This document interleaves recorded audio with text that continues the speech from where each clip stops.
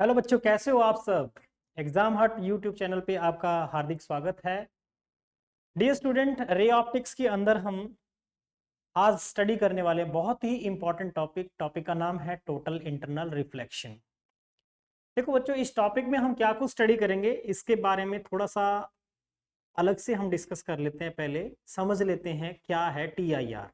आपने देखा हो गर्मी के दिनों में हम रोड पे अगर देखते हैं तो आगे चलते हुए व्हीकल की हमें इमेज दिखाई पड़ती है रोड पे। ऐसे लगता है जैसे रोड के ऊपर पानी हो।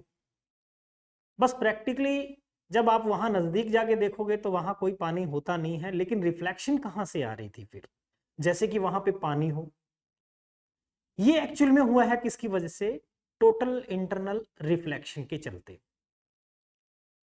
ऐसा अक्सर रेगिस्तान के इलाके में अगर बात करें, वहां पे ऊंट जो है काफी लंबी दूरी तय कर लेते थे। किस वजह से?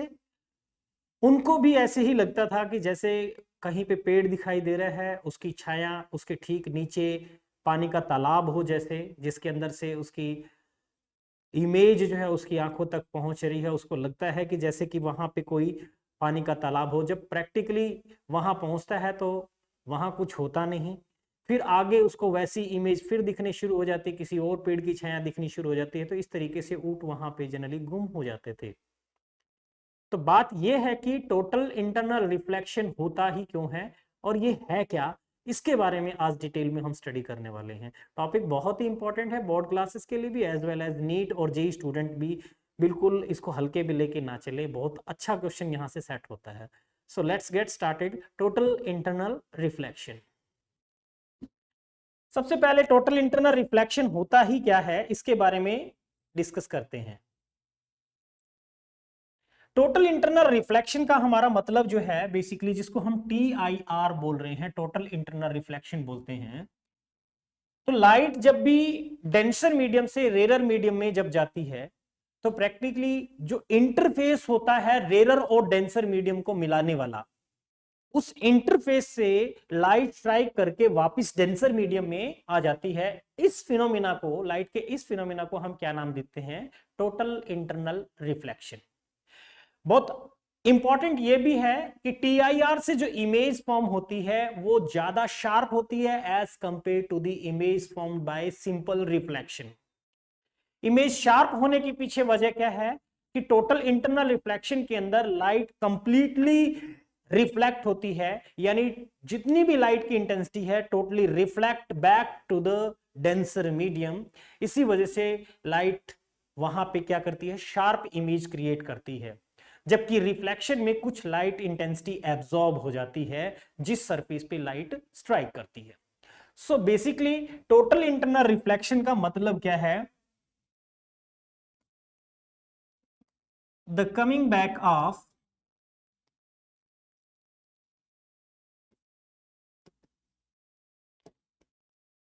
light ray back to the denser medium after striking the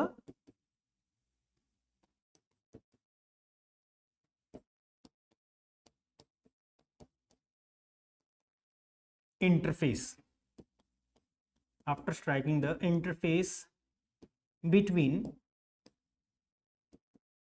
two media in contact। जो दो मीडियम का कांटेक्ट है उनसे स्ट्राइक करके लाइट क्या करेगी? वापस उसी मीडियम में आ जाती है। इस प्रोसेस को हम बोलते हैं TIR। चलो इसको हम एक रे डायग्राम से समझने की कोशिश करते हैं। टोटल इंटरनल रिफ्लेक्शन में जैसे मैंने एक रे डायग्राम ऑलरेडी बना के रखा है क्योंकि टाइम बचेगा इसमें हमारा। मान लो कि हमारे पास में यहाँ पे एक ऑब्जेक्ट रखा है, जिस ऑब्जेक्ट को मैं O से रिप्रेजेंट कर रहा हूं, डेंसर मीडियम के अंदर है, जिसका refractive index, absolute refractive index मैंने N2 लिया है, और ये रेरर मीडियम है N1 जिसका रिफ्रैक्टिव इंडेक्स लिया है। क्लियरली मैंने यहां लिखा है कि N2 is greater then N1 है। अब क्या है कि देखिए यहां से लाइट रे जब भी बाहर की तरफ निकलेगी, जो बिल्कुल एग्जैक्टली इंटरफेस के परपेंडिकुलर जा रही है, उसमें कोई डेविएशन नहीं होता, वो सीधी की सीधी जा रही है। होता क्यों नहीं है? ये आप रिफ्रैक्शन से स्नेल्स लॉ के रिफ्रैक्शन से स्टडी कर सकते हो। n2 इंटू साइन ऑफ, यहाँ पे आप लिखोगे I is equals to n1 into sine of R। तो आप देखोगे कि यहाँ पे साइन I की वैल्यू, क्योंकि I यहाँ नॉर्मल के साथ जो एंगल है वो 0 है, साइन 0 0 हो गया, ये 0 बन रहा है, n1 into sine of R। अब बेसिकली इसकी वैल्यू 0 होने का मतलब या तो n1 0 है या फिर साइन ऑफ R की वैल्यू 0 है। अब हमें यह पता है कि रिफ्रैक्टिव इंडेक्स तो 0 नहीं है, इसका डेफिनेटली साइन ऑफ R जो है वो 0 है, या फिर ये कहें कि R भी 0 होगा। तो इंसिडेंट एंगल भी 0 और रिफ्रैक्टेड एंगल भी 0। तो आपको ये एक चीज पता चला कि लाइट रे जब भी एक मीडियम से दूसरे मीडियम में जाती है, या तो उसका डेविएशन उस केस में नहीं होता जब दोनों मीडियम का रिफ्रैक्टिव इंडेक्स सेम हो, और अगर रिफ्रैक्टिव इंडेक्स सेम ना हो उसके बाद भी अगर स्ट्रेट जा रही है, अनडेविएटेड जा रही है, तो इसका मतलब यह है कि वो लाइट रे इंटरफेस के बिल्कुल परपेंडिकुलर जा रही है। ठीक है, जिसमें साइन इंसिडेंट एंगल और रिफ्रैक्टेड एंगल हमारा 0 होगा। चलो अब हम आगे बात करते हैं। ये तो एक जनरल वे में अपने को पता चला कि लाइट स्ट्रेट क्यों जा रही थी। सेकेंड रे आप देख रहे हो कि डेंसर मीडियम से जैसे यहां इस पॉइंट पे स्ट्राइक करती है, ये इंसिडेंट एंगल है जो नॉर्मल के साथ बनाया इसने I। अब जैसे ही ये इंसिडेंट एंगल यहां से हम देखेंगे,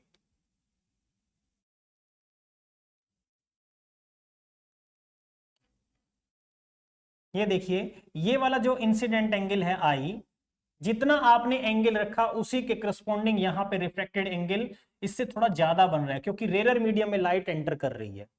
इसके बाद फर्दर मैंने जैसे ही इस इंसिडेंट एंगल से ज्यादा एंगल को बनाया, एक केस ऐसा होगा कि ये डेविएट होती हुई नॉर्मल से हटती हुई 90 डिग्री पे जाएगी, यानी इंटरफेस की अलोंग चली जाएगी। इस खास इंसिडेंट एंगल को हमने क्या नाम दे दिया, क्रिटिकल एंगल, जिसके लिए रिफ्रैक्टेड एंगल रेयर मीडियम में कितना बन रहा है, 90 डिग्री। अब आती है उसकी बात जिसका हमें इंतजार था, यानी TIR। अगर मैंने क्रिटिकल एंगल से ज्यादा एंगल पे यानी I जो है यहां पे इस क्रिटिकल एंगल से ज्यादा अगर होगा तो लाइट इंटरफेस से स्ट्राइक करके यहां से टोटली रिफ्लेक्ट हो गई, इसीलिए इसका नाम पड़ गया TIR, टोटल इंटरनल रिफ्लेक्शन। तो इस केस में टोटल इंटरनल रिफ्लेक्शन हो रहा है। अब यहां पे सबसे इंपॉर्टेंट हमें जो समझना है, एक तो ये कि नेसेसरी कंडीशन क्या होंगी TIR होने के लिए। Necessary conditions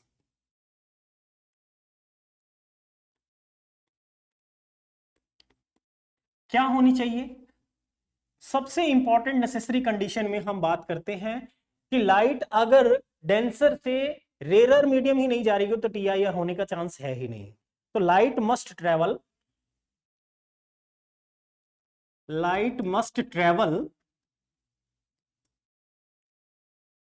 from denser to rare medium. Light जो है डेंसर से रेयर मीडियम में जाना चाहिए।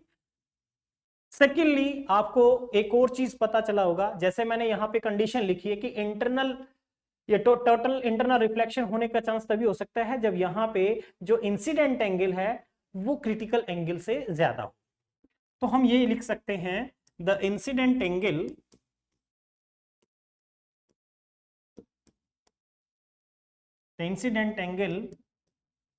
in the denser medium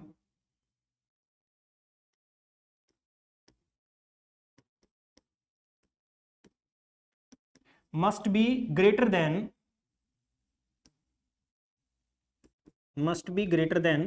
critical angle। अब ये जो क्रिटिकल एंगल है ये किसको बोल रहे हैं हम, क्रिटिकल एंगल ही क्या है? ये दो तो नेसेसरी कंडीशन है, इसके बिना पे TIR पॉसिबल नहीं है। ठीक है, अब क्रिटिकल एंगल क्या होता है इसको समझते हैं। क्रिटिकल एंगल मैंने किसको कहा है, तो आप यहां पे नोटिस कीजिए, क्रिटिकल एंगल वो एंगल है डेंसर मीडियम के अंदर, वो इंसिडेंट एंगल है जिसके लिए रिफ्रैक्टेड एंगल कितना बन रहा है, 90 डिग्री। ध्यान रहे ये 90 डिग्री का जो एंगल है इसको मैंने क्रिटिकल एंगल नहीं बोला है, ये इंसिडेंट एंगल, जो ये वाला इंसिडेंट एंगल है, इस इंसिडेंट एंगल को मैंने क्रिटिकल एंगल बोला है जब इसके लिए रिफ्रैक्टेड एंगल रेयर मीडियम में कितना बनता हो, 90 डिग्री। तो यानी हम ये लिख सकते हैं, the incident angle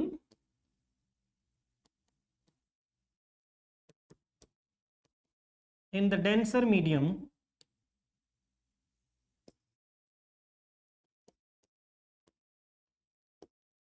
for which the refracted angle is 90 degree in rarer medium। भाई रेयर मीडियम में जिसके लिए 90 डिग्री एंगल बनता हो उसको हम क्रिटिकल एंगल बोलेंगे। एक बार स्क्रीनशॉट ले लो ताकि नेसेसरी कंडीशंस और क्रिटिकल एंगल के बारे में आपको अच्छे से पता चल जाए। इमेज आपके सामने है, इमेज के बारे में। नेक्स्ट पॉइंट पे चलते हैं। अभी हम आगे समझते हैं सबसे इंपॉर्टेंट तो relation between refractive index and the critical angle.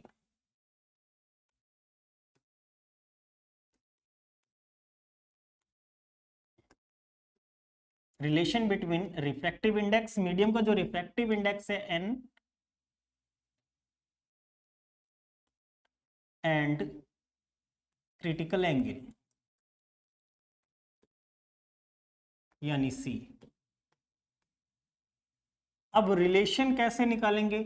आप यहां पे जो इमेज देख रहे हो इस पे आप स्नेल्स लॉ अप्लाई कीजिए। इसका रिफ्रैक्टिव इंडेक्स n2 है, इसका n1 है, ठीक है। तो हम यहां पे लिखेंगे अप्लाइंग स्नेल्स लॉ,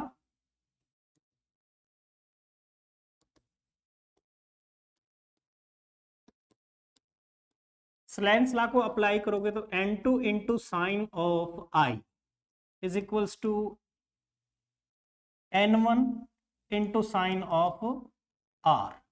अब अपने को एक चीज पता है कि n2 अपॉन n1 को हमने क्या बोला था, और यहां पे बन रहा है साइन ऑफ r और यहां बना हमारा साइन ऑफ i। अब यहां पे अगर i, हमने कहा if i equals to critical angle हो, आई की वैल्यू कितनी हो जाए, क्रिटिकल एंगल के इक्वल हो जाए, तो ऐसे में अपने को यह पता था कि आर जो है वो 90 डिग्री बनेगा। रिफ्रैक्टेड एंगल कितना था, 90 डिग्री, ये वाली कंडीशन थी, और यहां पे 90 डिग्री। तो आपने इसको लिखा, यहां पे यूज किया n2 1 बन जाएगा ये refractive index of second medium with respect to first. जिन्होंने ये लेक्चर अभी नहीं देखा है, इससे पहले जो मैंने रिफ्रैक्शन के बारे में आपको टीच किया था, जिसमें एब्सोल्यूट रिफ्रैक्शन और रिलेटिव रिफ्रैक्टिव इंडेक्स के बारे में हमने डिस्कस किया था, वो सारी चीज एक बार अच्छे से समझ लीजिए। Sine 90 upon sine of C, sine 90 सबको पता है कितना होता है, 1 हुआ। तो यहां से आपको एक चीज पता चल गई, वो ये कि रिफ्रैक्टिव इंडेक्स ऑफ सेकंड यानी denser medium with respect to rare medium is equals to 1 upon sine C. Practically ये चीज एक पॉइंट के और इक्वल आएगा। आगे हम जब पोलराइजेशन स्टडी करेंगे तो ये refractive index tangent of IP भी होता है, टेंजेंट ऑफ आईपी भी होता है। यहां पे सी तो आपको पता है क्रिटिकल एंगल है हमारा, ठीक है बेटा, और आईपी जो है उसको मैंने बोला है पोलराइजिंग एंगल।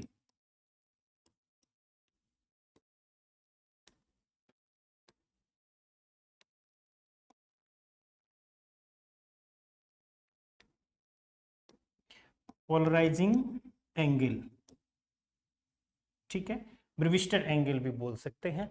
ये रिफ्रैक्टिव इंडेक्स, अगर मुझे पोलराइजिंग एंगल पता है तो आप रिफ्रैक्टिव इंडेक्स निकाल सकते हो, साइन ऑफ सी निकाल सकते हो। ये तो रिलेशन है जो अभी हम डिस्कस करना चाह रहे थे। इसके अलावा आप ये भी लिख सकते हो कि sine of C is equals to 1 by refractive index, ये लिख सकते हो। और अगर सी आपको निकालना हो तो हम लिख सकते हैं साइन इनवर्स 1 अपॉन n, ये क्रिटिकल एंगल होगा उस मीडियम का, ठीक है। डायमंड का क्रिटिकल एंगल कितना होता है, क्रिटिकल एंगल फॉर डायमंड ये तकरीबन 24 डिग्री होता है। ठीक है, डायमंड का क्रिटिकल एंगल 24 डिग्री होता है। डायमंड की शाइनिंग के पीछे TIR की वजह से ही होता है शाइनिंग उसमें। ठीक है, देखिए एप्लीकेशंस बात करते हैं, applications of TIR, total internal reflection. सबसे पहले है शाइनिंग ऑफ डायमंड। डायमंड क्यों शाइन करता है? वो TIR की वजह से, और एक उसका स्पेशल कटिंग है। ठीक है, स्पेशल कटिंग मतलब जैसे ये मान लो एक डायमंड शेप हम देखें तो कुछ ऐसी शेप होती है डायमंड की, स्पेशल तरह की कटिंग जो है ऐसी बनाई जाती है। ठीक है, और ये लो शाइन करने लग गया। ठीक है, इसकी स्पेशल कटिंग की जाती है। लाइन एक बार इसके अंदर एंटर कर जाए तो वो अंदर ही अंदर TIR उसका होता रहता है, टोटली रिफ्लेक्ट होती रहती है, जिसकी वजह से लाइट बाहर नहीं निकलती और वो शाइन करता है। सेकंड एप्लीकेशन की बात करें, ऑप्टिकल फाइबर।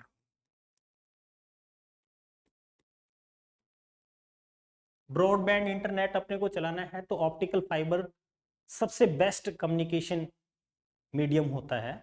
ऑप्टिकल फाइबर को अगर हम बना के देखें, एक ऑप्टिकल फाइबर को हम ये देखें, मान लो कि ये मैंने एक ऑप्टिकल फाइबर बनाया।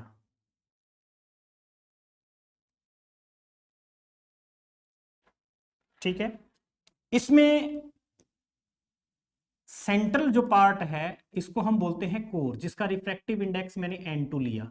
आउटर कवरिंग को हम क्लैडिंग बोलते हैं, जिसका रिफ्रैक्टिव इंडेक्स N1 हम ले रहे हैं। ठीक है, और ध्यान रहे रिफ्रैक्टिव इंडेक्स N2 जो है वो ग्रेटर होना चाहिए N1 से, यानी कोर का जो रिफ्रैक्टिव इंडेक्स है वो क्लैडिंग से क्या होना चाहिए, ज्यादा होना चाहिए। ये इसकी सेंटर लाइन है। जो लाइट एंटर करेगी, जो लाइट यहां से एंटर करेगी, सपोज करो ये लाइट एंटर कर रही है ऐसे, ये एंटर कर गई लाइट यहां से। ठीक है, एक बार लाइट इसके अंदर एंटर कर गई तो वो लाइट क्या करेगी, टोटली रिफ्लेक्ट, अंदर ही अंदर इसका टोटली रिफ्लेक्शन होता रहता है। मान लो ये लाइट हुई ऐसे TIR। ठीक है, फिर यहाँ और फिर यहाँ, और ये लाइट इसी तरीके से अंदर TIR उसका होता रहेगा, मतलब बाहर नहीं निकलती है, क्लैडिंग को क्रॉस नहीं करेगी, कोर के अंदर ही मूवमेंट उसका होता रहेगा। अब ये TIR होता रहेगा। ये वाला जो एंगल है, इस एंगल को हम अल्फा बोलते होते हैं, एक्सेप्टेंस एंगल। ये एक्सियल लाइन और अल्फा यहाँ पे क्या अपना एक्सेप्टेंस एंगल है। जिस एंगल पे हमारी लाइट एंटर कर रही है, ये रेयर मीडियम है, अंदर डेंसर मीडियम डायरेक्ट उसमें एंटर कर रही है। ठीक है, इसमें खास बात क्या है, इस ऑप्टिकल फाइबर को आप कितना भी मोड़ोगे, लाइट यहां से एंटर कर रही है इस हिस्से से। ये मान लो मेरे पास में एक ऑप्टिकल फाइबर है, तो इसके वन एंड से लाइट जो एंटर करेगी वो सिर्फ आपको डायरेक्ट अदर एंड पे दिखेगी, ये नहीं कि स्ट्रेट है। इसीलिए आप इसको मोड़ोगे तो आपको वही लाइट जो है अंदर ही अंदर टोटली रिफ्लेक्ट होकर के अदर एंड पे ही दिखाई देगी। बीच में लाइट आपको सिर्फ उसका पाथ दिखाई देगा, अंदर TIR हो रहा है उसका बस। ठीक है, तो ये है ऑप्टिकल फाइबर, ब्रॉडबैंड इंटरनेट के लिए बहुत इंपॉर्टेंट चीज है ये हमारा। नेक्स्ट आता है इसके बाद थर्ड पॉइंट, मिराज फॉर्मेशन, भ्रम जिसको बोलते हैं। मिराज फॉर्मेशन जो है वो TIR के चलते ही होता है, जो बिल्कुल लेक्चर की शुरुआत में मैंने कहा था। भ्रम पैदा हो जाता है कि जैसे आगे पानी है। ठीक है, इसके अलावा रिफ्रैक्टिंग प्रिज्म हो गई।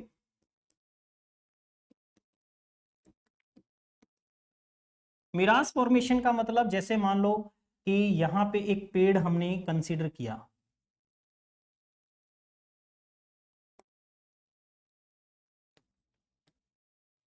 ठीक है, ये एक पेड़ हमने बना लिया और यहां कोई दूर जो है इससे यहां पे कोई पर्सन जो है इसको देख रहा है। अब इसको, इसकी इमेज जो है ऐसे दिखेगी, यहाँ पे ठीक इसके ठीक नीचे हमें इमेज दिखाई पड़ती है, जैसे कि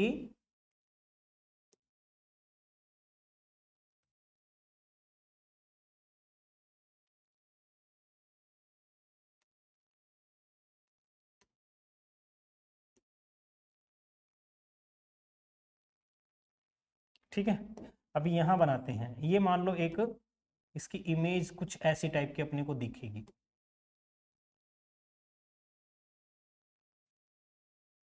ऐसी इमेज जो है पीछे बनती हुई दिखेगी, और ये लाइट रे जो है ऐसे आ रही होगी इसके पास में,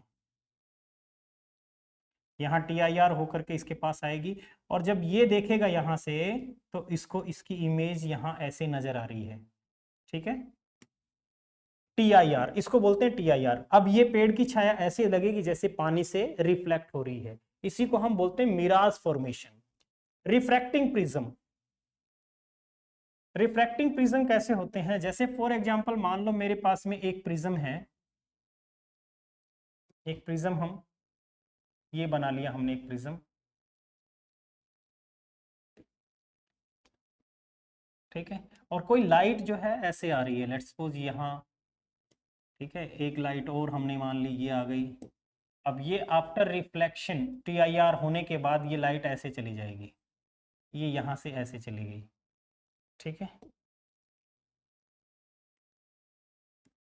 कितने एंगल पे डेविएट हुई, theta is equals to 90 degree पे, ये एक 90 डिग्री का एंगल होगा प्रिज्म के अंदर, और ये ऑब्जेक्ट अगर ऐसे रखा है, ये फर्स्ट रे है, ये सेकंड है, तो फर्स्ट रे ये बनेगी और ये सेकंड बनेगी, और हमने कहा कि ऑब्जेक्ट की इमेज अब ऐसे आएगी, ठीक है।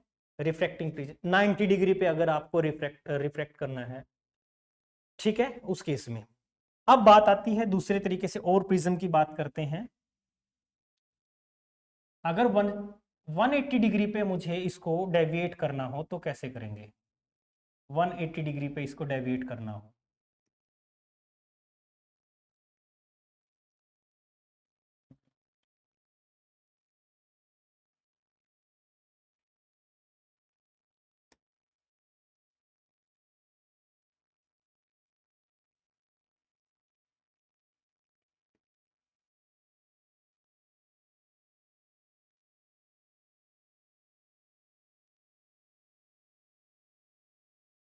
ये मान लो एक प्रिज्म हमने बना लिया, अब इसमें हमने मान लिया कि लाइट रे जो है ऐसे आ रही है, ये आ गई एक,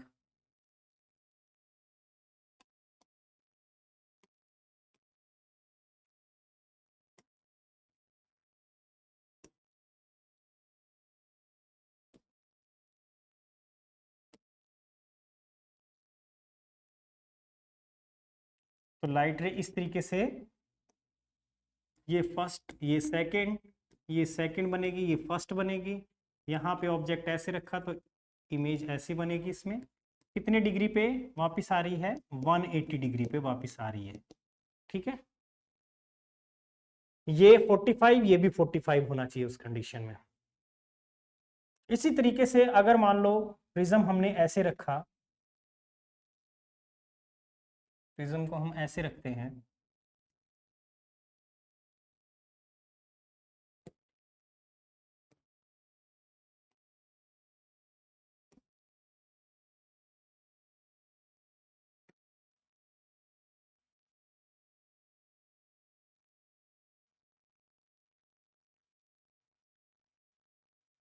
ठीक है, अब इस केस में हम बात करते हैं कि भी लाइट रे जो है या यहाँ हिट कर रही है, इसके बाद ये लाइट यहाँ, और देखो किस तरीके से इसका TIR हो रहा है, यहाँ पे TIR होगा इसका, यहाँ पे TIR होगा,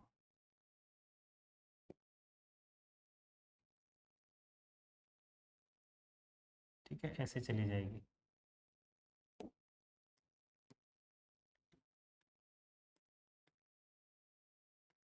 ठीक है, यहाँ फर्स्ट रे, ये सेकंड रे, ये सेकंड, ये फर्स्ट, अब ऑब्जेक्ट यहाँ पे ऐसे रखा आपने तो यहाँ पे इमेज इसकी ऐसे आएगी, ये रिफ्रैक्टिंग प्रिज्म होते हैं, ठीक है। अब बात करते हैं काम की, जो क्वेश्चन सेट होते हैं कैसे सेट होते हैं। सबसे पहले अब प्यारे बच्चों हम TIR की कुछ इंपॉर्टेंट एप्लीकेशन स्टडी करते हैं।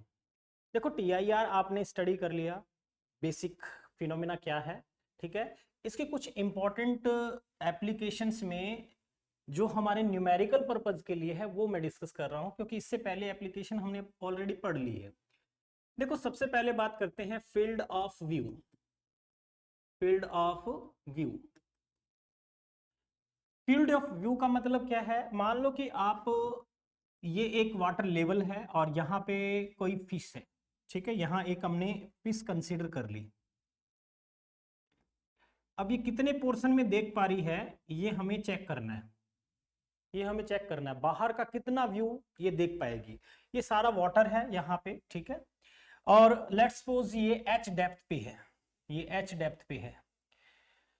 लास्ट जो ये जहां तक देख सकती है बेटा वो क्या है, ये मान लो नॉर्मल हुआ और ये है क्रिटिकल एंगल। इसके बाद में लाइट रे इंटरफेस के अलोंग चली जाती है। अब इसके बाद अगर मैंने इंसिडेंट एंगल को इंक्रीज किया तो आपको पता है कि वो डेफिनेटली वापिस डेंसर मीडियम में ही रिफ्लेक्ट हो जाएगी। तो हमें ये पता है कि ये मैक्सिमम इस आर रेंज तक देख सकती है। अब आर रेंज को हमने रेडियस कंसीडर करके, इस आर को रेडियस कंसीडर करके इसका मैंने क्या निकाल लिया, एक एरिया निकाल लिया जहां तक ये व्यू कर सकती है, जहां तक का फील्ड ये व्यू कर सकती है। अच्छा, इसमें चाहे आप फिश को कंसीडर कर लो या फिर डेंसर मीडियम में आपने कोई बल्ब लगा रखा है, ठीक है, उस बल्ब से बाहर कितनी लाइट रेज आ रही होंगी, कितने एरिया में लाइट रे आ रही होगी, उसका एरिया आपको चाहिए, कितना एरिया होगा, क्योंकि इसके बाद जो लाइट जाएगी बल्ब से वो वापस डेंसर मीडियम में रिफ्लेक्ट हो जाएगी। तो अपने को इसका एरिया कवर जो कर रही है वो हमें निकालना हो तो कैसे निकालेंगे? देखो सिंपली मुझे सबसे पहले ये पता है, अगर ये क्रिटिकल एंगल सी है तो डेफिनेटली ये भी क्या है, सी है। और हमने एक चीज स्टडी किया था टीआईआर के अंदर कि sine of C is equals to 1 by refractive index. अगर इस मीडियम का रिफ्रैक्टिव इंडेक्स म्यू है तो हमने ये लिख लिया इसको। और अगर इसी राइट एंगल ट्रायंगल को मैं यहां एक इस तरीके से बना के देखें, ये राइट एंगल ट्रायंगल मैंने बना ली, ये सी एंगल है। अब साइन क्या होता है, परपेंडिकुलर ओवर हाइपोटेन्यूज, ये हाइपोटेन्यूज है, perpendicular over hypotenuse 1 by mu, perpendicular over hypotenuse. तो ये कितना बनने वाला है, यानी म्यू स्क्वायर माइनस 1 का स्क्वायर, तो यानी ये इसका 20 हो गया। अब यहां से आप कोई भी फंक्शन कैलकुलेट कर सकते हो। मुझे क्या चाहिए है, ये आर चाहिए है। इसमें आर कैलकुलेट करने के लिए इसी ट्रायंगल के अंदर मैंने टेंजेंट ऑफ सी निकाल लिया, टेंजेंट ऑफ सी निकाल लिया बेटा। और टेंजेंट ऑफ सी आप सबको पता है आर अपॉन एच होने वाला है, यहां पे परपेंडिकुलर ओवर बेस। अब मुझे आर की वैल्यू यहां साफ पता चल रही है कि आर इज इक्वल्स टू है एच टेंजेंट ऑफ सी, ये आर आ गया, ठीक है, आर आ गया। अब जो व्यू, जिस पोर्शन का व्यू हम कैलकुलेट करना चाह रहे हैं, कितना एरिया होगा, वो एरिया कितना होने वाला है, फील्ड ऑफ व्यू या एरिया ऑफ व्यू इसके लिए बनेगा A equals to pi are square, pi are square. अब आर की वैल्यू आपको पता है यहां पे क्या है, तो A is equals to pi r यानी h square tangent square c, ये भी निकाल सकते हो, इससे एरिया निकल सकता है। अगर आपको सी की वैल्यू पता है तो आप इससे कैलकुलेट कर लोगे। अदरवाइज एक और तरीका है, देखो आर को मैंने क्या लिखा या एच को क्या लिखा, डेप्थ को कैसे कैसे कैलकुलेट करना है, तो उसको हम यहां से देखिए टेंजेंट थीटा की वैल्यू मेरे पास में इस जगह से टेंजेंट ऑफ सी की वैल्यू, टेंजेंट ऑफ सी की वैल्यू क्या आएगी बेटा, टेंजेंट ऑफ सी की वैल्यू यहां से मुझे पता चल रहा है परपेंडिकुलर ओवर बेस, यानी 1 upon root mu square minus 1। और यहां मेरे पास में आर, तो इसी तरीके से आर की वैल्यू क्या आने वाली है, एच टेंजेंट ऑफ सी, और एच टेंजेंट ऑफ सी यानी H upon root mu square minus 1। तो ये रेडियस बनेगी, ये रेडियस बनेगी। और एरिया चाहे आप इससे निकाल लो, अगर रिफ्रैक्टिव इंडेक्स पता है तो आप यहां से area A is equals to pi are square, pi are square, तो बेटा क्या बनेगा, pi into H square upon root mu square minus 1। का स्क्वायर करोगे तो रूट कैंसिल हो जाएगा, डायरेक्ट लिख देते हैं इसको म्यू स्क्वायर माइनस 1, इतना एरिया वो फिश देख पाएगी। ठीक है, समझ आ गया? इस टाइप का क्वेश्चन सेट होता है। या हो सकता है यहां बल्ब लगा रखा हो, कितनी लाइट, कितने एरिया से लाइट बाहर आ रही होगी वो आपको पता चल जाएगा यहां से, इस तरीके से हम निकाल सकते हैं। समझ आ गया होगा? चलो अब हम नेक्स्ट कंसेप्ट पे चलते हैं। यहां तक आपको क्लियर हुआ?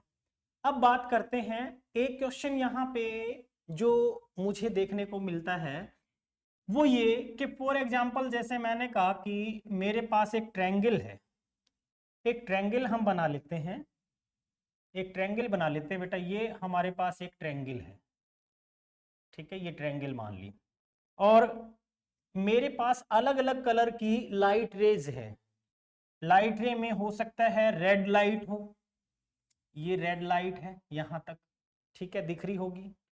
इसके बाद इसके अलावा मान लो रेड के अलावा एक ब्लू कलर की लाइट दे रखी हो, ये ब्लू कलर की लाइट हो गई भाई, दिख रही है, ठीक है, हाँ ब्लू कलर। इसके बाद थर्ड कलर की लाइट मान लो मैंने ग्रीन लाइट ले ली, ये ग्रीन लाइट ले ली हमने, ठीक है। अब देखो क्या है कि ये रे ऑफ लाइट जो एंटर कर रही है, इस रे ऑफ लाइट के बारे में बात करते हैं। ये रेड कलर की, ये अपना ब्लू हुआ और ये ग्रीन, ये तीन रेज एंटर कर रही है। अगर फॉर एग्जांपल यहां पे इंसिडेंट एंगल इनका दे रखा हो, बहुत अच्छी बात है, इंसिडेंट एंगल मतलब ये वाला एंगल जो नॉर्मल के साथ बनने वाला है इनका बेटा, ये नॉर्मल हुआ, यहां पे भी नॉर्मल ये हुआ। इस तरीके से ये वाला एंगल मान लो इन्होंने दे रखा है आई, ये आई एंगल मुझे पता है। अगर ये आई एंगल इसका जितना होगा उतना सबके लिए होगा। अब मैंने आपको एक चीज पढ़ाई है जस्ट अभी थोड़ी देर पहले कि आई जो है, अगर हमारा इंसिडेंट एंगल डेंसर मीडियम में अगर लेस रहता है क्रिटिकल एंगल से, तो हमने कहा था सिंपली क्या होने वाला है, रिफ्रैक्शन होगा। क्या होगा? रिफ्रैक्शन होगा। और अगर आई की वैल्यू इक्वल टू सी है तो हमने कहा था कि हो तोगा रिफ्रैक्शन ही, रिफ्रैक्शन होगा। आई की वैल्यू सी के बराबर होगी तो आर यहां पे 90 डिग्री बनने वाला।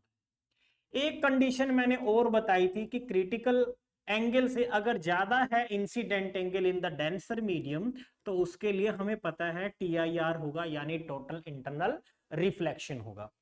अब यहां पे क्वेश्चन में क्या दे रखा होता है, इन अलग अलग कलर की लाइट के लिए अपने को रिफ्रैक्टिव इंडेक्स दे रखा होगा। सपोज करो रेड कलर का रिफ्रैक्टिव इंडेक्स कुछ दे दिया, ये NR हो गया रिफ्रैक्टिव इंडेक्स।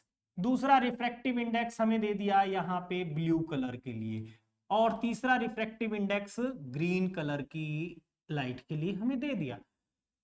आप सोच रहे होंगे कि सबके लिए ये मटेरियल अलग से रिफ्रैक्टिव इंडेक्स क्यों शो करेगा?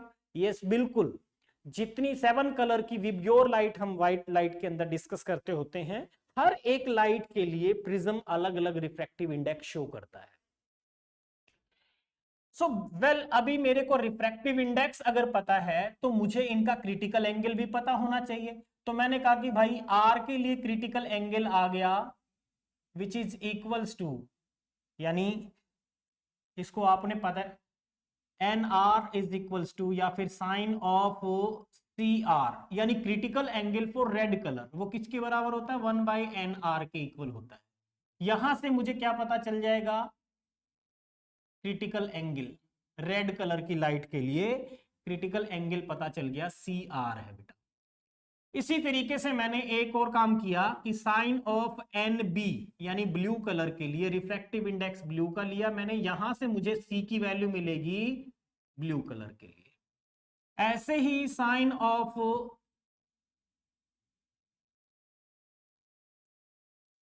एक मिनट, यहां पे N, यहां CB लिखा, ठीक है, और यहां पे क्या आएगा? यहां आ गया C ऑफ ग्रीन कलर, तो यहां पे रिफ्रैक्टिव इंडेक्स ग्रीन कलर का, यहां से मुझे CZ मिल जाएगा, मतलब critical angle for green light. अब अपने को तीनों का रिफ्रैक्टिव इंडेक्स भी पता है और क्रिटिकल एंगल भी पता है। जो सबसे इंपॉर्टेंट चीज रह गई जो क्वेश्चन में पूछता है, क्या पूछता है?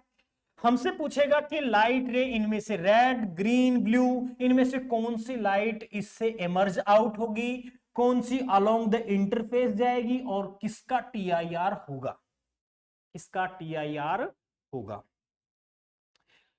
अगर इतनी सी बात अपने को समझ में आ जाती है तो यहां पे वापस इन पॉइंट्स पे आ जाते हैं, इन पॉइंट्स पे आ जाते हैं। इन पॉइंट्स में आपको एक बात समझ में आई होगी, मैंने बताया कि इंसिडेंट एंगल, अगर हमारा ये इंसिडेंट एंगल इनमें से जिससे भी ज्यादा है, जिससे भी ज्यादा है, ये इंसिडेंट एंगल अगर इनमें से तीनों से ज्यादा है, तीनों से ज्यादा है, तीनों से ज्यादा होने का मतलब आई की वैल्यू अगर क्रिटिकल एंगल से ज्यादा है तो वहां पे क्या होगा, टीआईआर होगा।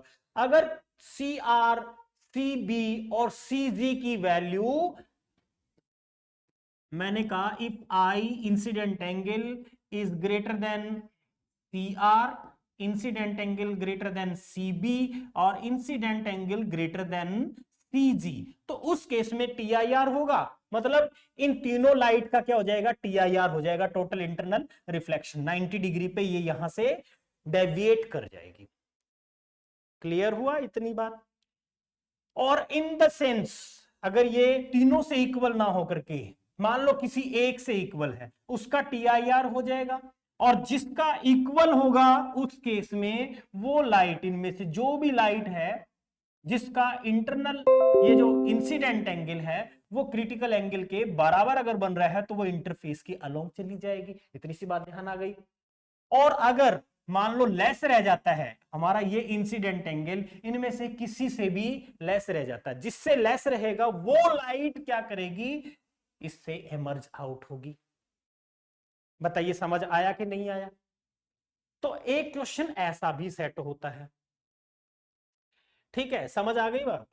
चलो इतनी सी बात अपने को क्लियर हो गई। तो अभी मैं एक चीज आपको बता देता हूं, देखो मैंने पहले और भी पीछे लेक्चर में हमने आपको टीच किया था।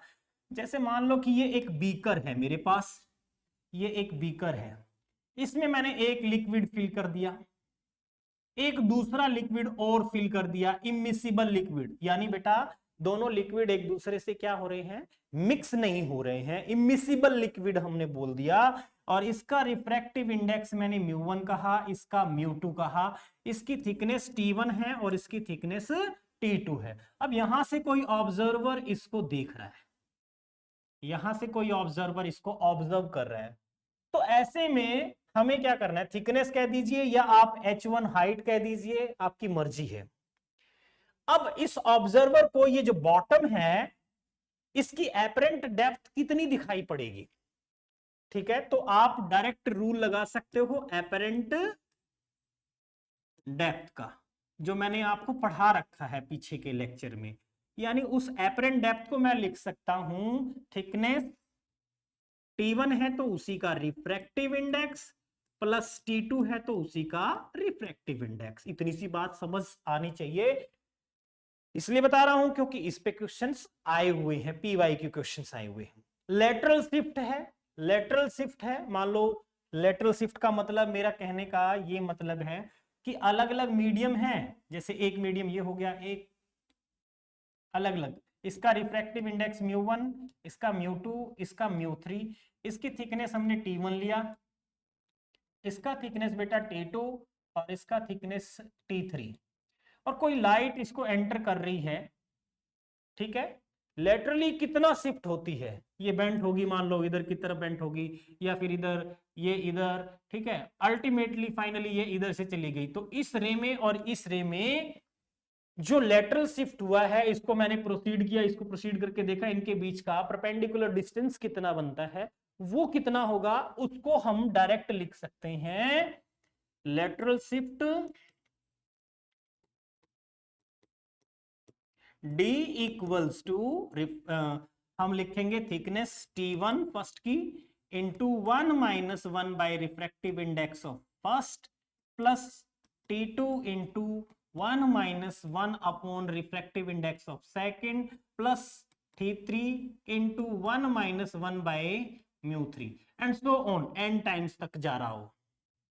ठीक है, क्लियर है। चलो, अगर आपको ये समझ आ गए हैं तो चलो कुछ क्वेश्चंस डिस्कस करते हैं जो जनरली एग्जाम्स में पूछे हुए हैं। दो चार क्वेश्चंस डिस्कस कर लेते हैं, हमारे फंडे थोड़े अच्छे से क्लियर हो जाएंगे।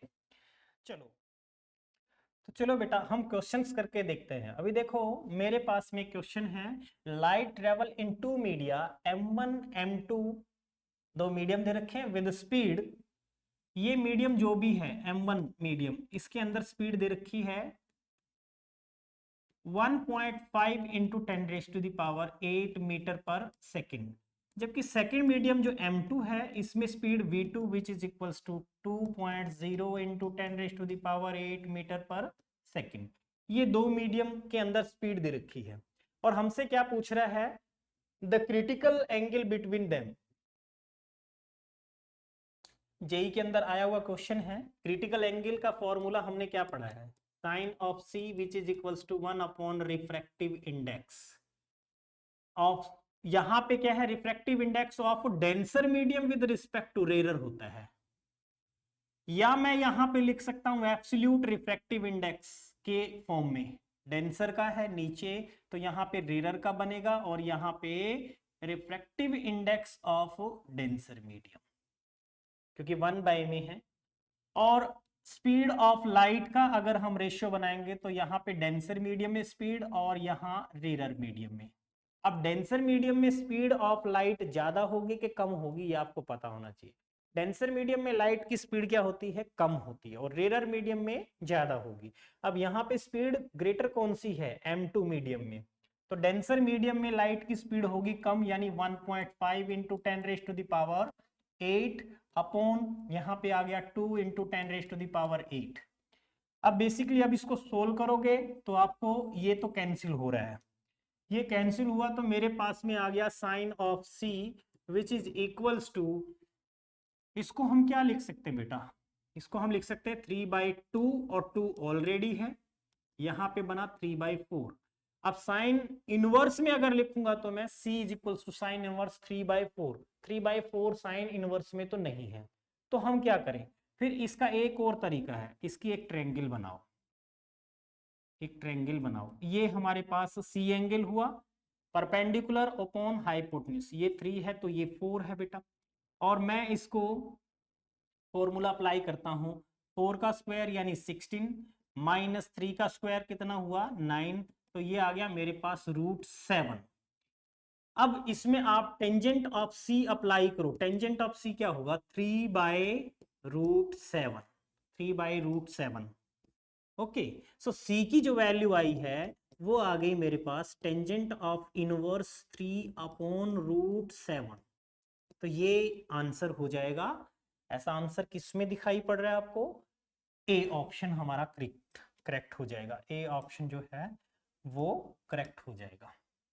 ठीक है, चलो जी नेक्स्ट चलते हैं। अब हम नेक्स्ट क्वेश्चन में आप पढ़िए, इसके अंदर क्या दे रखा है, चलो मैं पढ़ता हूं। क्वेश्चन में गिवन है, कंसीडर ए लाइट रे travelling in air is incident into a medium of refractive index √2n. The incident angle is twice that of refracting angle. Refracting angle से डबल है incident angle. Then the angle of incidence will be. ये JEE mains में 2022 में आया हुआ question है। चलो देखते हैं किस तरीके से करें, कंडीशंस जो दे रखी है उन कंडीशंस के अकॉर्डिंग हम चलते हैं। क्वेश्चन में कहा है कि लाइट रे जो है travelling in air is incident into a medium. चलो ये मान लो कि मेरे पास एयर है और लाइट एयर से किस में जा रही है, एक ऐसे मीडियम में जा रही है। एयर का रिफ्रैक्टिव इंडेक्स हमने 1 कह दिया एब्सोल्यूट, यहाँ जो मीडियम है उसका रिफ्रैक्टिव इंडेक्स इसने बोल दिया √2n, और ये मान लो यहाँ बेंट हो गई, ये केस दे रखा है। The incident angle is twice the, ये इंसिडेंट एंगल है, and incident angle is twice the that of refracting angle. Refracting angle जो भी होगा उससे डबल है, तो एंगल ऑफ इंसिडेंस क्या होगा ये निकालना है। ठीक है, इतनी सी बात अगर समझ आ गई तो यहां पे अपना स्नेल्स लॉ अप्लाई कर दो। इसको मैंने जो भी एंगल कहा ये आर एंगल हमने रिप्रेजेंट किया। तो बेटा यहाँ पे स्नेल्स लॉ अप्लाई करोगे तो refractive index μ1 1 into sine of i which is equals to refractive index of second medium यानी √2n और साइन ऑफ आर। ये स्नेल्स लॉ अप्लाई कर लिया आपने।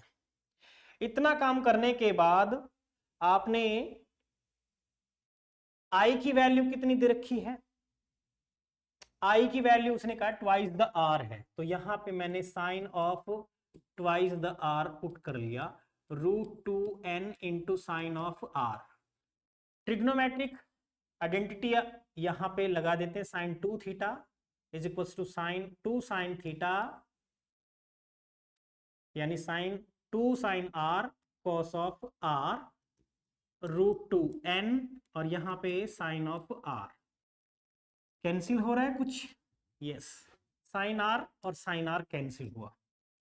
अब हमारे पास बच गया यहां पे cos of R which is equals to √2n upon 2, ये बच गया। ठीक है, और फर्दर इसको हम और कैसे लिखें, इंसिडेंट एंगल हमें निकालना है, यहां तो आर की वैल्यू जो भी आएगी उसका डबल हो जाएगा। ठीक है, तो यहां से मैंने लिखा ऐसे, √2 से मल्टीप्लाई √2 से डिवाइड कर देते हैं।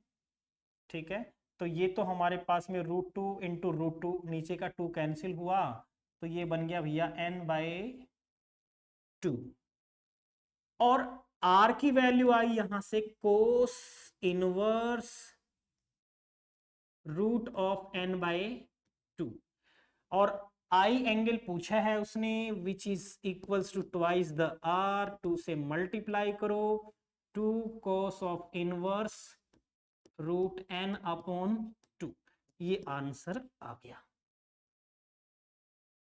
ठीक है, कौन सा ऑप्शन है, ट्वाइस द, हाँ ये आंसर डी ऑप्शन में है, ये आंसर हो जाएगा। ठीक है, इसी तरीके से नेक्स्ट क्वेश्चन पे चलते हैं भाई। ये क्वेश्चन है नेक्स्ट हमारा। इस क्वेश्चन में आपको the speed of light in medium A and medium B which is 2 into 10 raised to the power 10 centimeter per second, 1.5 into 10 raised to the power 10 centimeter per second respectively. The ray of light enters from the medium B to A at an incident angle theta if the ray suffer total internal reflection. भाई total internal reflection भी हो रहा है तो हमसे पूछ रहा है then, चलो ये भी क्वेश्चन लगा के देखते हैं। सबसे पहले मीडियम ए जो है, ए मीडियम में उसने स्पीड गिवन है 2 into 10 raised to the power 10 centimetre per second. Medium B में उसने स्पीड दिया है हमें 1.5 into 10 raised to the power 10 centimetre per second. अब कह रहा है ये मान लो ए मीडियम है, ray of light enter from the medium B to A, इसको मैंने बी मीडियम कहा, इसको ए मीडियम कह देते हैं, ये बी मीडियम है और बी से ए में जा रही है और TIR भी हो रहा है, ये यहां स्ट्राइक किया और ये इस मीडियम में वापस आ गई, TIR हो गया। तो ये हमारा एक क्रिटिकल एंगल होगा, मतलब सॉरी क्रिटिकल एंगल से ज्यादा एंगल होगा, जो भी इंसिडेंट एंगल है which is greater than critical angle. अब क्वेश्चन में जो चीज पूछी है वो ये है, कह रहा है कि जो इंसिडेंट एंगल है वो क्या होगा। पहली बात तो जो भी एंगल थीटा दे रखा है ये थीटा, यानी theta must be greater than critical angle. अब क्रिटिकल एंगल मुझे निकालना है वो कितना होगा। ये तो पक्का है कि थीटा की जो वैल्यू है वो ग्रेटर देन होगी। ग्रेटर देन किसमें नजर आ रहा है, इसमें है और इसमें है, बी और डी ऑप्शन में से होने वाला है, ये तो पॉसिबल नहीं है। इसमें अगर थीटा इक्वल टू ये है क्रिटिकल एंगल तो उस केस में ये इंटरफेस की अलोंग चली जाएगी और ये केस है तो इसमें रिफ्रैक्शन होगा, ये ऑलरेडी हमने स्टडी कर लिया है। चलो अब हम according to pattern Snell's law apply करते हैं। क्या कह रहे हैं? Speed of light in medium A, देखो इस मीडियम से इस मीडियम में लाइट जा रही है, तो बी मीडियम का रिफ्रैक्टिव इंडेक्स, ठीक है, विद रिस्पेक्ट टू ए किसके बराबर होता है? 1/sin c के बराबर होता है। ठीक है, ये हमने पढ़ा है।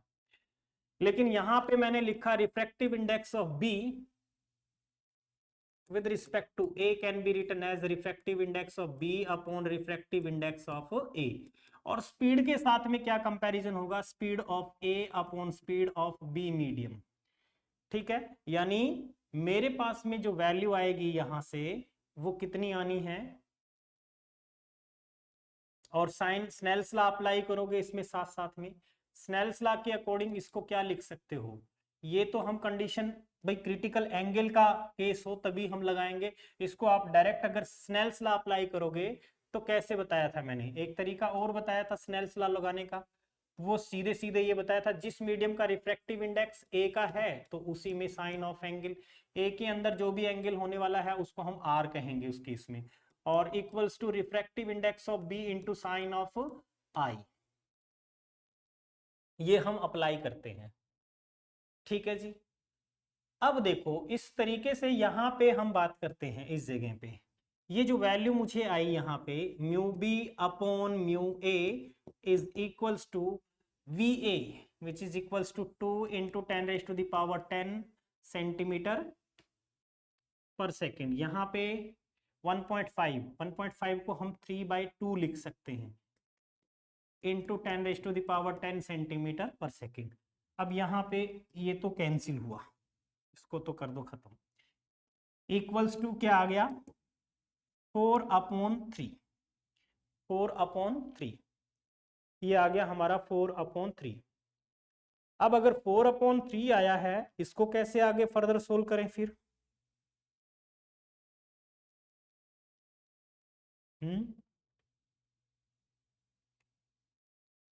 उससे आगे कैसे लगाएं इसको? उससे आगे लगाने के लिए अब देखो ये जो वैल्यू आई होगी ये किसका रेशियो है एक्चुअल में?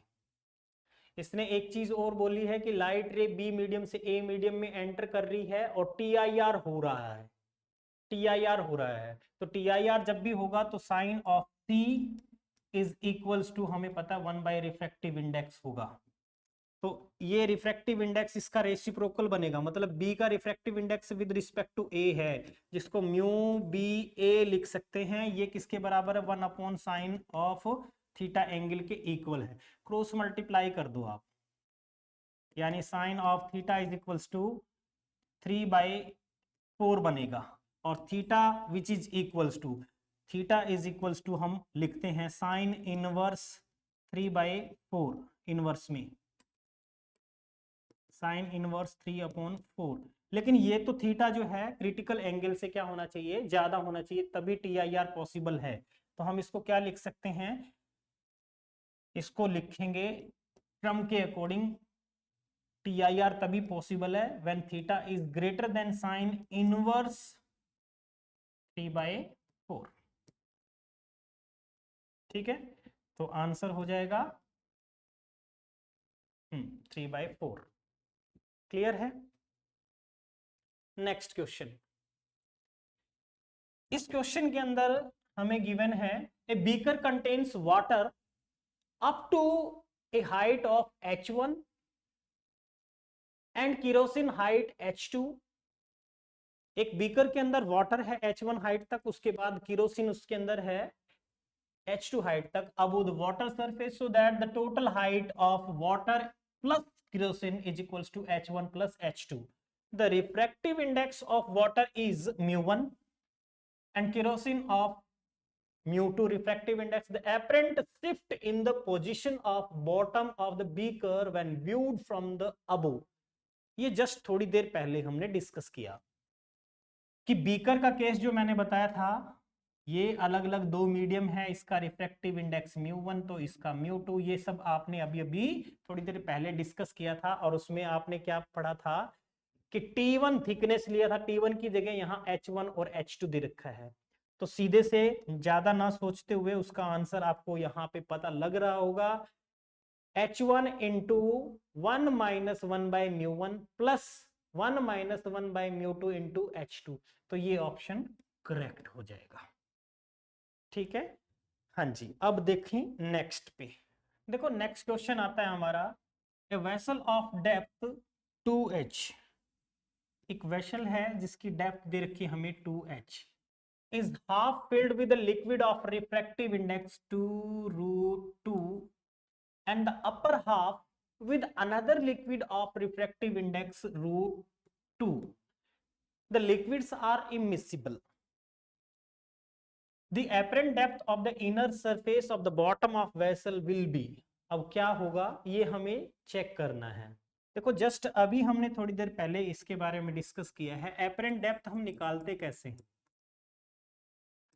एपरेंट डेप्थ निकालने का जो तरीका है, d is equals to T1 thickness upon refractive index, दूसरी मीडियम की थिकनेस T2 और उसका रिफ्रैक्टिव इंडेक्स, यहाँ T1 और T2 इक्वल है h, यानी 2h कंप्लीट था, h में हमने 2√2 का मीडियम लिया है, यानी h upon twice the √2 plus h upon √2, और you may write it h upon √2 1/2 plus 1, और d depth is equals to आ जाएगा, इसको आपने सोल्व किया 2 और एक 3/2 h अपॉन √2, या आप इसको मल्टीप्लाई करते हो √2 से डिवाइड। ठीक है, तो ये लिखा जाएगा क्वेश्चन के अकॉर्डिंग, अदरवाइज ये आंसर आ गया था 3h/2√2।